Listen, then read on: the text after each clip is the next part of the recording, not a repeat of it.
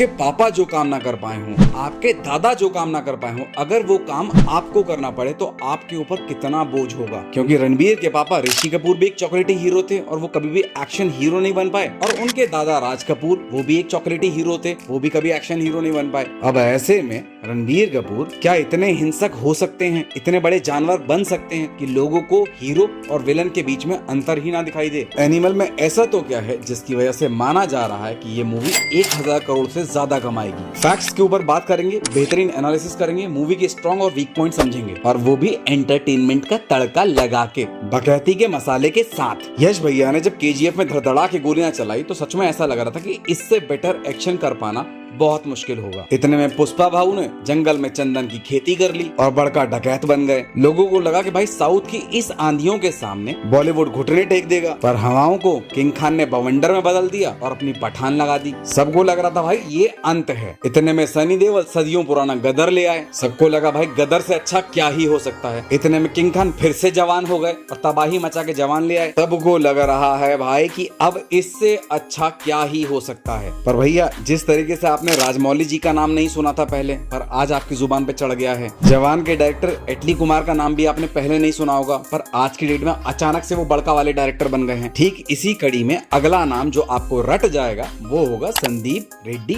Venga का। ये वही वाले चचा हैं जिन्होंने कबीर सिंह की ओरिजिनल मूवी अर्जुन रेड्डी अपने ही कर कमलों से बनाई थी। अच्छा, आमतौर पर डायरेक्टर का वीक पॉइंट रह जाता है उसकी स्टोरी। जैसे राजमौली जी अपनी मूवीज की कहानी खुद नहीं लिखती है बल्कि उनके पापा लिखते हैं, तो संदीप रेड्डी वेंगा जी के साथ जो सबसे बड़ा एज निकल के आता है वो ये है कि भाई ये अपनी मूवी की कहानी भी खुद ही लिखते हैं। और कितनी सिंसियरिटी से ये कहानी लिखते हैं, इस बात का अंदाजा आप इस बात से लगाइए कि पिछले 4 सालों में इन्होंने एक ही मूवी लिखी है, उसका नाम है एनिमल, और चचा उसको डायरेक्ट भी ये ही कर रहे हैं। इसलिए कोई भी कमी नहीं बैठेगी तालमेल में। जैसे इंसान के शरीर को खाना चाहिए होता ना भाई, इतना जरूरी होता है किसी भी एक्शन मूवी के लिए बैकग्राउंड म्यूजिक। क्योंकि जब हीरो कटाई कर रहा हो ना भाई, तो चप चप की आवाज ढंग से आनी चाहिए। और एनिमल मूवी का बीजीएम काबिले तारीफ है, बिल्कुल ही नया है। पर पहला सवाल तो वहीं का वहीं है, क्या तीसरी पीढ़ी का ये लड़का अपने पापा और अपने दादा से हटकर अपने ऊपर एक एक्शन हीरो का तमगा ले पाएगा? देखिए, आपके रोल के अनुसार जनता आपको एक लेबल यानी कि टैग दे देती है। जैसे कि रणबीर कपूर के पास में आज की डेट में एक चॉकलेट हीरो का टैग है। अब इस तमगे को अपने गले से उतार के रॉकी भैया की इमेज में जाने के लिए जो मेहनत लगती है, वो काम संदीप रेड्डी वेंगा काफी बेहतरीन तरीके से करा लेंगे। क्योंकि अगर आप ध्यान दें तो ये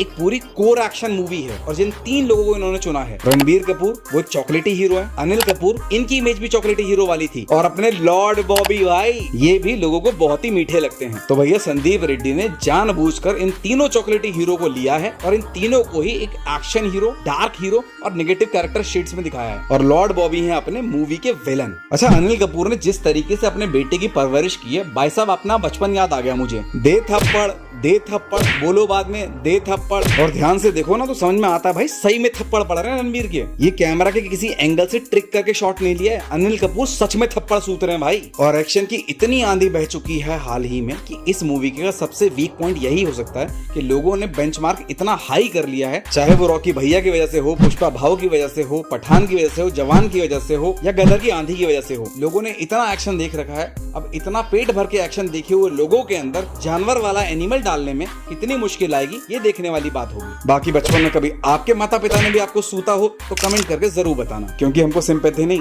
एम्पैथी चाहिए।